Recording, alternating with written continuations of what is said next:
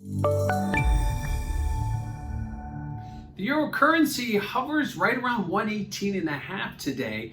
Recall last week we traded down to 118, actually through it for the first time since April, but quickly sprung back higher, getting back above 118. And today we just kind of dabbled right around that 118.5 level, slightly lower on the day, likely more contributed to a modestly stronger dollar. But at this point, it's all about what's happening later this week.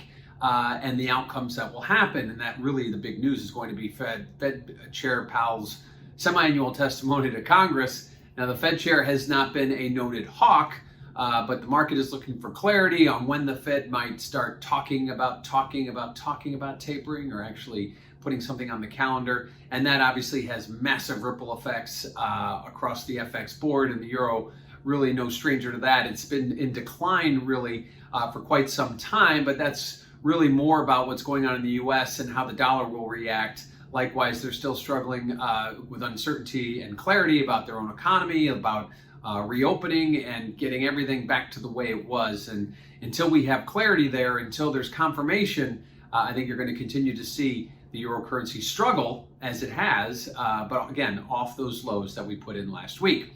Now, what does this mean for volatility? Well, you check out that CVOL index over at cmegroup.com. You will notice that volatility dipped lower, and that really has more attributed to the range trade. So when we trade down towards 118, we might see a little bit of a bump up, but after we bounce off 118, even though we didn't make huge strides, we did see volatility come off as we threatened to break the low. We got to the low, we didn't hold the low, and now we're off the low. So again, it's been several months since we've been down there, and we're not out of the woods yet, but given the fact that we made a bounce higher, and now we kind of are waiting for that testimony and the ripple effects I mentioned earlier about what could happen later. What's the dollar trade going to be? Because that seems to be what is leading the charge here, is the dollar trade, not necessarily the euro in this case.